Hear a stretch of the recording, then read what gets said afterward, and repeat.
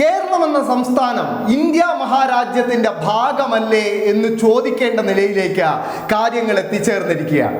വയനാട് ദുരന്തത്തിന്റെ പശ്ചാത്തലത്തിലടക്കം കേന്ദ്ര സർക്കാർ തുടർന്ന അതിഭീകരമായ കേരളത്തോടുള്ള അവഗണന ഇപ്പോൾ ഒരു കടുംവെട്ടിന്റെ രൂപം സ്വീകരിച്ചിരിക്കുകയാണ്.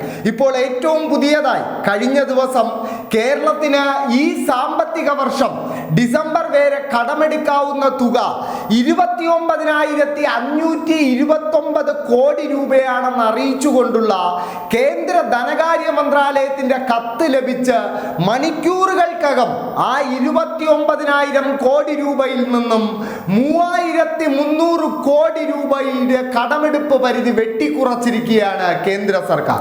ഇത്തവണ ഒരു പുതിയ കാരണം ചൂണ്ടിക്കാണിച്ചാണ് ഈ 3,300 കോടി രൂപ കടമെടുപ്പ് പരിധി കേന്ദ്ര സർക്കാർ വെട്ടിക്കുറച്ചിരിക്കുന്നത്. ഇപ്പോൾ മലയാള മനോരമ പോലും ഇന്നതിന്റെ മുൻ പേജിൽ ഏറ്റവും പ്രാധാന്യമുള്ള വാർത്തയായി നൽകുന്നത് ഈ കേന്ദ്രത്തിന്റെ കടുംവെട്ട് തന്നെയാണ്. നിങ്ങളിപ്പോൾ സ്ക്രീനിൽ കാണുന്നത് മലയാള മനോരമയുടെ ആ വാർത്തയാണ്.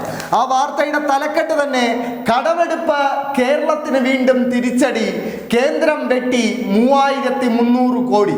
ഇത്തവണ പുതിയ കാരണം ഗ്യാരണ്ടി റിഡംഷൻ ഫണ്ട് രൂപീകരിച്ചില്ല. തിരിച്ചടി, സർക്കാർ വൻ ചെലവ് പ്രതീക്ഷിക്കുന്ന അവസാന വർഷത്തിൽ.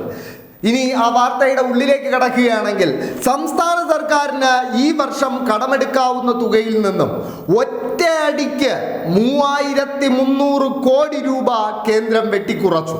ഈ വർഷം ഡിസംബർ വരെ കടമെടുക്കാവുന്ന തുക 29,529 കോടി രൂപയാണെന്ന് അറിയിച്ച് കഴിഞ്ഞ ദിവസം കേന്ദ്ര ധനകാര്യ മന്ത്രാലയം കത്തു നൽകിയതിന് പിന്നാലെയാണ് അതിൽ നിന്നും 3,300 കോടി രൂപ വെട്ടിക്കുറയ്ക്കുന്ന അറിയിപ്പെത്തിയത് എന്ന് മലയാള മനോരമ തന്നെ സാക്ഷ്യപ്പെടുത്തുന്നു. ഇത്തവണ ഗ്യാരണ്ടി റിഡംഷൻ ഫണ്ട് രൂപീകരിച്ചില്ല എന്ന് ചൂണ്ടിക്കാണിച്ചാണ് കേന്ദ്രം കടുംവെട്ട് നടത്തിയിരിക്കുന്നത്. ഇനി ഈ ഗ്യാരണ്ടി റിഡംഷൻ ഫണ്ട് രൂപീകരിച്ച അതിലേക്ക് ഒരു 600 കോടി രൂപ നിക്ഷേപിച്ചാൽ മാത്രമേ കേരളത്തിന് ഈ 3,300 കോടി രൂപ കടമെടുപ്പ് പരിധി വെട്ടിക്കുറവ് മാറ്റുകയുള്ളൂ എന്നാണ് കേന്ദ്രം വ്യക്തമാക്കുന്നതെന്നാണ് മലയാള മനോരമ ഈ വാർത്തയിൽ പറയുന്നത്. എന്തായാലും കേന്ദ്ര സർക്കാർ ഇതാദ്യമായല്ല കേരളത്തിന്റെ കടമെടുപ്പ് പരിധിയോ GST വിഹിതമോ മറ്റേതെങ്കിലും രീതിയിൽ കേരളത്തിന് ലഭിക്കേണ്ട ആനുകൂല്യമോ വെട്ടിക്കുറയ്ക്കുന്നത്. വയനാട് ദുരന്തത്തിന്റെ പശ്ചാത്തലത്തിൽ പോലും ഈ കേന്ദ്രത്തിന്റെ കേരളത്തോടുള്ള വമ്പൻ അവഗണന നമ്മൾ കണ്ടതാണ്.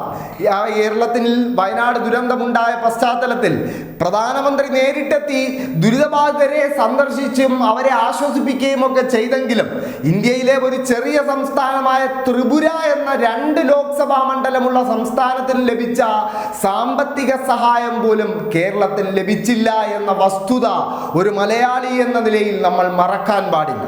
കേന്ദ്രം ആന്ധ്രയ്ക്കും തെലങ്കാനയ്ക്കും തമിഴ്നാട്ടിനും ഗുജറാത്തിനും ഒക്കെ തന്നെ വാരിക്കോരി തുക നൽകിയപ്പോൾ 300-ലേറെ മനുഷ്യർക്ക് ജീവൻ നഷ്ടപ്പെട്ട ഒരു ദുരന്തമുണ്ടായ കേരളത്തിന് നൽകിയത് തിരിച്ചടക്കേണ്ട ഒരു വായ്പ മാത്രമായിരുന്നു എന്നത് ഓരോ മലയാളിയും ഓർത്തിരിക്കേണ്ട വസ്തുതയാണ്. സമാനമായ രീതിയിൽ കേന്ദ്ര സർക്കാരിൻ്റെ ഈ സാമ്പത്തിക കടുംവെട്ട് അല്ലെങ്കിൽ കേരളത്തോടുള്ള ഇരട്ടത്താപ്പ് വ്യക്തമാക്കുന്ന ഒരു വികസന പദ്ധതി നാഷണൽ ഹൈവേ ആണെന്ന് പറയേണ്ടിയിരിക്കുന്നു. കാരണം നാഷണൽ ഹൈവേയിൽ ഏറ്റവും കൂടുതൽ തുക ചെലവാക്കിയ സംസ്ഥാന സർക്കാർ, അതായത് സ്ഥലമേറ്റെടുക്കൽ അടക്കമുള്ള പ്രക്രിയകൾക്കായി ഏറ്റവും കൂടുതൽ തുക ചെലവഴിച്ച സംസ്ഥാന സർക്കാർ അത് ഉത്തർപ്രദേശിന്റെയോ മഹാരാഷ്ട്രയുടെയോ സർക്കാരല്ല, പകരം കേരളത്തിന്റെ സംസ്ഥാന സർക്കാരാണ്, ഇടതുപക്ഷ സർക്കാരാണ്. 5,580 കോടി രൂപയാണ് കഴിഞ്ഞ 5 വർഷത്തിനിടെ ദേശീയപാത വികസനത്തിന് വേണ്ടി മാത്രം സംസ്ഥാന സർക്കാർ ചെലവഴിച്ചത്. എന്നാൽ ഏറ്റവും കൂടുതൽ തുക കേന്ദ്രം സ്ഥലമേറ്റെടുക്കലിന് ഉൾപ്പെടെയുള്ള പ്രക്രിയകൾക്കായി നാഷണൽ ഹൈവേക്ക് വേണ്ടി ചെലവഴിച്ച സംസ്ഥാനം ആദ്യ സ്ഥാനത്ത് മഹാരാഷ്ട്രയാണ്, രണ്ടാമത് ഉത്തർപ്രദേശാണ്.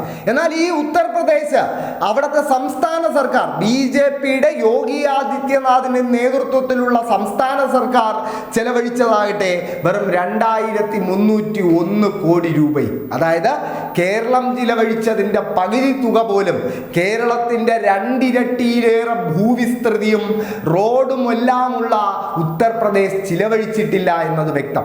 അതിനേക്കാൾ ആശ്ചര്യകരമായ വസ്തുത BJPയുടെ സ്വന്തം സംസ്ഥാനമായ നരേന്ദ്രമോദിയുടെയും അമിത്ഷായുടെയും ഒക്കെ ജന്മനാടായ ഗുജറാത്തോ മധ്യപ്രദേശോ ഒന്നും 1 രൂപ പോലും സ്ഥലമേറ്റെടുക്കലിനോ നാഷണൽ ഹൈവേയുടെ പ്രക്രിയകൾക്കായോ അവിടുത്തെ സംസ്ഥാന സർക്കാരിന് ചിലവഴിക്കേണ്ടി വന്നിട്ടില്ല എന്നതാണ്.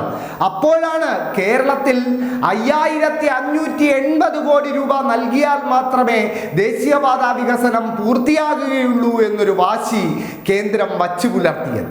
കേരളം എന്ന സംസ്ഥാനം ഇന്ത്യ മഹാരാജ്യത്തിന്റെ ഭാഗമല്ലേ എന്ന് ചോദിക്കേണ്ടി വരുന്നത് ഇതൊക്കെ കൊണ്ടാണെന്ന് പറയേണ്ടിയിരിക്കുന്നു.